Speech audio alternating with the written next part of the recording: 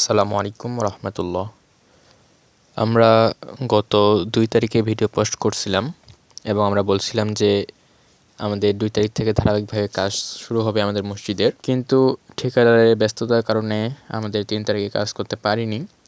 তবে আলহামদুলিল্লাহ আজকে 4 তারিখ আমরা পুনরায় আমাদের কাজ চালু রাখছি। আজকে আমরা মসজিদের যে জায়গাগুলোর উপর কলামগুলো হবে সেগুলো চিহ্নিত করি রশির মাধ্যমে। যদিও আমরা আগে করছিলাম একবার, কিন্তু যখন আমরা এক্সকাভেটর মেশিনের সাহায্যে মাটিগুলো খুঁড়ি তখন আমাদের সব চিহ্নগুলো নষ্ট হয়ে যায়।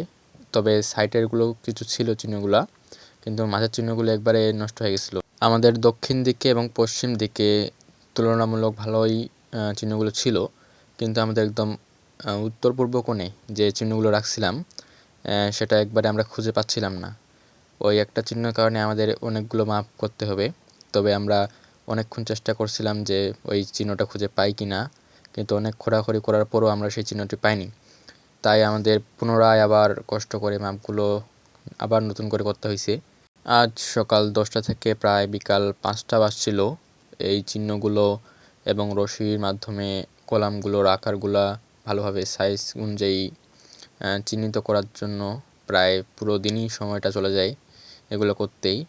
এবং আগামীকাল আমরা আমাদের যে কলামগুলো হবে এগুলো নিচের বেজের যে মাটিগুলো আছে সেগুলো দেখতেছি আরও কাটতে হবে, সাইজ অনুযায়ী করতে হবে। যে যদিও মেশিনের সাহায্যে ভালোভাবে করা হয়নি, এখন আবার শ্রমিকের মাধ্যমে সাইজ অনুযায়ী কাটতে হবে। তো আগামীকাল বেজের মাটি খোঁড়ার কাজ শুরু হবে ইনশাআল্লাহ। তো যাই হোক, সকলে আমাদের জন্য দোয়া করবেন, আমরা যেন আমাদের ধারাবাহিকভাবে কাজগুলো সম্পন্ন করতে পারি এবং আমাদের মসজিদ নির্মাণ তাড়াতাড়ি সম্পন্ন করতে পারি। সকলের নিকট দোয়া চাচ্ছি, এই কামনায় শেষ করছি। আসসালামু আলাইকুম রহমতুল্লাহ।